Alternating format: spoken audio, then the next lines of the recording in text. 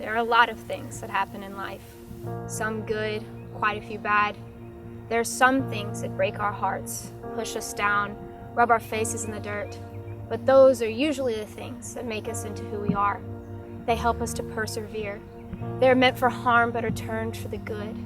It's because of that hope that we live on. It's the reason we wake up every day and put the armor back on to shield the flaming arrows shot at us. It is the faith that as long as we stand our ground in this battle, we will emerge victorious in Jesus' name and time. He fights for us every day on our behalf, just as he fought for his people so long ago. There is peace in such things. Jesus is perfect peace. Jesus is the reason we can call out to our storms and feel no fear.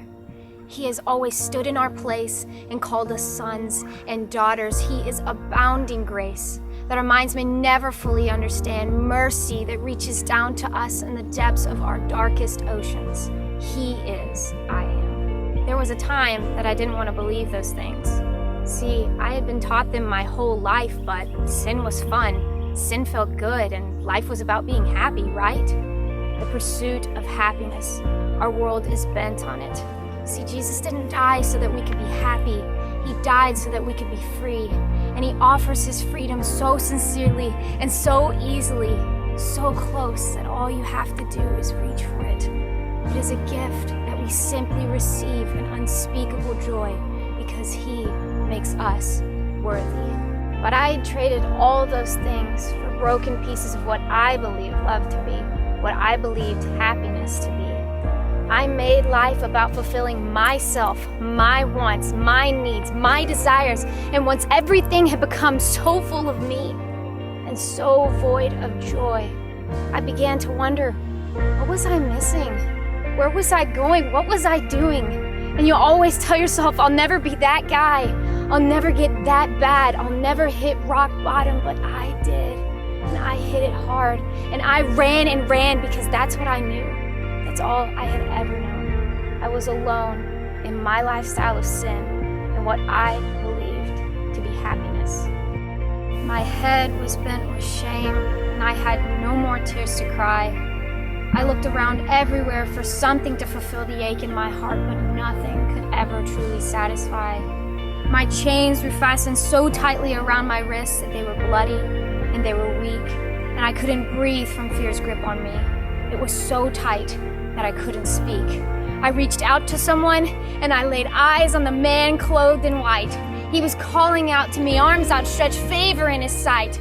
I caught a glimpse of his hands and the scars that were upon them, and he pointed to his palm and said, This is for you. And he grabbed my filthy hands and he washed them anew, and I said, Lord, I am not worthy. I am so broken.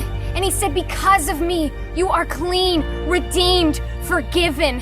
I died for you so that you may have freedom to taste and see. And he broke off my chains and he cast them away from me.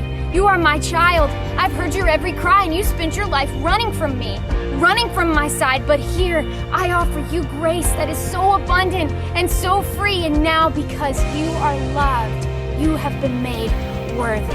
And he stood me to my feet, and he clothed me in white. My sin was cast out, and I was given new sight. My wrist bore the word forgiven, and my name became redeemed, and all that saw me knew that I had been with Jesus, and I was finally clean. And I shouted it to everyone, for everyone must know. I told everyone I knew, both young and old, and others began to come to know Jesus, and I watched them be released from chains that had hung from them, even the greatest and the least. And all of heaven rejoiced for the Holy King of Kings, who casts out sin and darkness and makes sinners his masterpiece. For he and he alone is worthy to be praised. For he is God, our Savior, and from death he was raised. This man is Jesus my Lord, and forever he will reign.